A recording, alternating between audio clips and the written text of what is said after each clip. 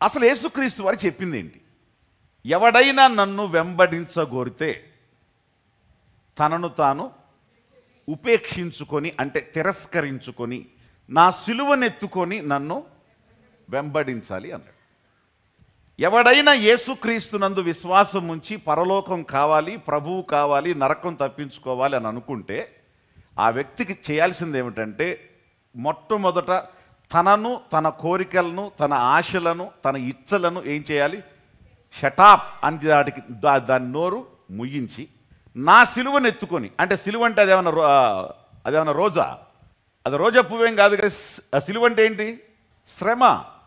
శ్రమ అనే దాన్ని పడుతూ, కష్టపడుతూ, నీతిగా జీవిస్తూ నన్ను వెంబడించేవాడు నిజంగా నా శిష్యుడు అనబడతాడు అన్నాడు. ఈ టైపు సంఘం ఎంతమంది ఉన్నారు చెప్పండి నాకు ఒకసారి. ఈ విధంగా బోధించే సేవకులు ఎంతమంది ఉన్నారు చెప్పండి.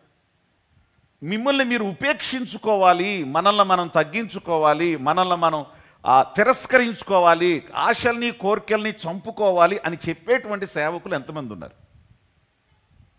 యేసుక్రీస్తు వారు చెప్పింది కూడా ఇదే. మరి యేసుక్రీస్తుని నమ్మినటువంటి మనం మొత్తం వదిలేయాలా? అన్నీ పోగొట్టుకోవటం ఆయనకి ఇష్టమా? అన్నీ లాస్ అవటం ఆయనకి ఇష్టమా? అసలు అన్నీ మీరు పోగొట్టుకుంటారా? అసలు మీరు చర్చకు వస్తారా? నో.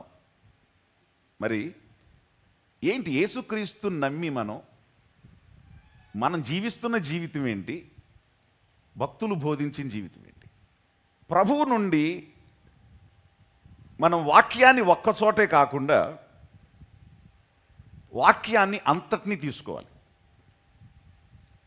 ద్వితీయోపదేశకాండం 28వ అధ్యాయంలో ఈ విధంగా చెప్పారు ప్రభు, నీవు నా మాటను శ్రద్ధగా విని దాన్ని నువ్వు అనుసరించిన ఎడల ఈ దీవెనలన్నీ వచ్చి నీకు ప్రాప్తించును. నీవు పొలములో దీవించబడదు, పట్టణంలో దీవించబడదు, ఇంట్లోకి వెళ్ళినప్పుడు దీవించబడదు, వచ్చినప్పుడు దీవించబడదు. నీ పశువులు, నీ దుక్కుటెడ్లు, నీకున్నటువంటి సమస్తం కూడా దేవుడు ఏం చేస్తాడు? దీవించడం అంటే ఏంటి? అభివృద్ధి చేయటమే కదా. మరి అభివృద్ధి చేస్తానని చెప్పినటువంటి దేవుడు యేసుక్రీస్తు ఇప్పుడు రివర్స్ మాట్లాడుతున్నాడా? తండ్రి అయిన దేవుడేమో మిమ్మల్ని దీవిస్తాను, అభివృద్ధి చేస్తాను, అబ్రహామా నేను నిన్ను నిశ్చయంగా ఆశీర్వదిస్తాను, నీ జనాన్ని నేను ఈ విధంగా చేస్తాను, ఆ విధంగా చేస్తాను, వాళ్ళని ఆ ప్రపంచంలోనే వారిని శ్రేష్ఠులైనటువంటి మనుషులుగా నేను చేస్తానని చెప్పి ఆశీర్వాదం దేవుడు చెప్తే, డినై హిమ్ యువర్ సెల్ఫ్ అని చెప్పి యేసుక్రీస్తు చెప్పడానికి రెండింటికి మ్యాచ్ అవుద్దా? మరి ఇది కరెక్టా? ఇది కరెక్టా? ఇది కరెక్టే, ఇది కరెక్టే. కానీ మనలోనే కరెక్షన్ లేదు. మనలో ఉండవలసింది ఏమిటంటే, ఇప్పుడు చెప్పినటువంటి యేసుక్రీస్తు, బోధించినటువంటి యేసుక్రీస్తు, ఈ మాటలు పలికినటువంటి యేసుక్రీస్తు శిష్యులకి ఆయన ఎలా ట్రైనింగ్ ఇచ్చాడు? మీరు వెళ్ళేటప్పుడు సంచి కానీ జోలి కానీ పెట్టుకోవద్దు, మీరు చెప్పులు తొడుక్కోవద్దు, ఎక్స్ట్రా డ్రెస్సులు పెట్టుకోవద్దు, మీరు ఇద్దరిద్దరుగా వెళ్ళండి, ఎవరింట్లోకి మీరు వెళ్ళారో ఆ ఇంట్లో వాళ్ళు ఏం పెడితే అది మీరు తినండి, సువార్త ప్రకటించి వెనక్కి రండి. వీళ్ళు వెళ్ళొచ్చిన తర్వాత ఏమీ లేకుండా వెళ్ళి, సంచి కూడా లేకుండా వెళ్ళొచ్చిన తర్వాత మీకేమైనా తక్కువైందా అని అడిగాడు. అయ్యా నువ్వు సంచి, పర్సు, వ్యాలెట్ కూడా తీసుకెళ్ళొద్దన్నావు, కానీ తీసుకెళ్లకుండా మరి వెళ్ళాము. అయితే వ్యాలెట్ ఉన్న రోజుల కంటే వ్యాలెట్ లేకుండానే సంపూర్తిగా ఎక్కడ కొదువ లేకుండా సమృద్ధిగా మేము అనుభవించామయ్యా, వీ హ్యాడ్ ఎవ్రీథింగ్ అన్నాను. సరే, ఈసారి మీరు వెళ్ళేటప్పుడు సంచి తీసుకెళ్ళండి, ఈసారి మీరు వెళ్ళేటప్పుడు సూట్ కేసు పెట్టుకెళ్ళండి, బట్టలు పెట్టుకెళ్ళండి, మీకు కావాల్సినవన్నీ మీరు దీని అర్థం ఏంటి? నీకు లేకుండా చేయటం దేవుని ఉద్దేశం కాదు, దానికోసమే నువ్వు బ్రతకటం అనేది దేవుని ఉద్దేశం కాదు. నీకు లేకుండా చేయటం దేవుని ఉద్దేశం కాదు. అసలు నేను పుట్టిందే ఆశీర్వాదం కోసం, నేను పుట్టిందే ఉద్యోగం కోసం, అసలు నేను జన్మించింది బ్రతుకుతున్నదే బంగారం కోసం, అసలు నేను ఈరోజు కళ్ళు తెరిసిందే మా ఇల్లు కోసం అనే బ్రతుకు బ్రతకదు. నీకు తినటానికి ఉండాలి, ఉండటానికి ఉండాలి, కట్టుకోవటానికి ఉండాలి, అన్నీ ఉండాలి నీకు, కానీ దాంట్లో నువ్వు ఉండద్దు. ఇంట్లో నువ్వు ఉండు, కానీ ఇల్లు నీలో ఉండకూడదు. డబ్బు నీ దగ్గర ఉండాలి, కానీ డబ్బు నీ హృదయంలో ఉండకూడదు. జేబులో ఉండాలి అంతే, నీ హృదయంలో ఉండకూడదు. పరువు, గౌరవాలు, మర్యాదలు, డిగ్నిటరీస్. ఒకవేళ దేవుడు నిన్ను హెచ్చిస్తాడు, నీ బిరుదులు ఇస్తాడు ఆయన నీకు. నీవు నన్ను ఎరుగకుండినప్పటికీ నేను నీకు బిరుదులు ఇచ్చి, బిరుదులు ఇస్తాను. బిరుదులు అంటే ఏంటి? గ్రేట్ అచీవ్మెంట్స్ నీకు ఇస్తాడు. అయితే నీ హృదయంలో నేను ఐఎమ్ సంథింగ్ అని వెనకాల చేతులు ఎట్టదు.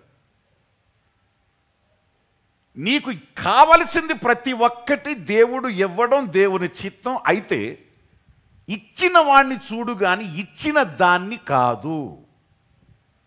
ఇచ్చిన వాడి కొరకు బ్రతుకు కానీ ఇచ్చిన దాంతో కాదు. ఇచ్చిన వానికి కృతజ్ఞత చెప్పు కానీ పొందిన దాన్ని బట్టి దానికోసమే బ్రతకద్దు, దానికోసమే అర్రులు చాచద్దు. మీరు, నేను యేసుక్రీస్తుని మనం అంగీకరించింది దేనికోసం అంటే నరకము నుంచి తప్పించబడి పరలోక రాజ్యం చేరడానికి. ఆయన తప్ప ఇవ్వగలిగిన వాడు ఎవడూ కూడా లేడు. ప్రభువే చెప్పారు ఈ నామమునే మనం రక్షించబడతాము కానీ ఏ నామమున మనం రక్షించబడము అనేటువంటి వాక్యం బైబిల్లో ఉంది. కాబట్టి పరలోకానికి వెళ్ళేది ఆయన ఒక్కడే. వచ్చినవాడు ఆయనే, చనిపోయినవాడు ఆయనే, తిరిగి లేచినవాడు ఆయనే, వచ్చేవాడు ఆయనే, తీసుకెళ్లేవాడు ఆయనే. కాబట్టి ఆయన కాక ఇంకెవడు లేడు. కాబట్టి నిన్ను నన్ను రక్షించేవాడు ఎవడు లేదు. కాబట్టి ఎందుకు యేసును మనం నమ్మాం? కడుపులో నొప్పి తగ్గిస్తాడని, కాల్లో నొప్పి తగ్గిస్తాడని, ఆశీర్వదిస్తాడని, దీవిస్తాడని, హెచ్చిస్తాడని, బలపరుస్తాడని, 30 కేజీలు 100 కేజీలు అవుతావని కాదు. నువ్వు ధైర్యంగా ఎప్పుడు మీ బంధువుల్లో కానీ మీ రక్త సంబంధుల్లో కానీ ఎవరైనా మీ దగ్గరకు వచ్చి ఏంటి మీరు దేవుడిని నమ్ముకున్న తర్వాత ఇంకా దిగజారిపోయారు, మీరు దేవుడిని నమ్ముకున్న తర్వాత చాలా పోయినాయి అంటగా, మీరు దేవుడిని నమ్ముకున్న తర్వాత మీకు నష్టం వచ్చిందంటగా, ఆ తర్వాత ఏదో యాక్సిడెంట్ అయిందంట ఆయనకి. మనుషులు ఎప్పుడూ దేవుడు అంటే ప్రయోజనంతోనే చూస్తారు. మనుషులు గుళ్ళుకి వెళ్ళేది లేకపోతే మొక్కులు మొక్కుకునేది, దేవాలయాలకు వెళ్ళేది దేనికంటే వాళ్ళకి మంచి జరగాలని. దేవుడు అంటే ఎప్పుడు మనకు మంచి చేసేవాడుగా ఉండిపోవాలి అనేది మనుషుల యొక్క కాన్సెప్ట్. కానీ దేవుడు అసలు దేనికంటే నరకం నుంచి తప్పించి నీకు పరలోకాన్ని ఇవ్వడానికి. Praise the lord.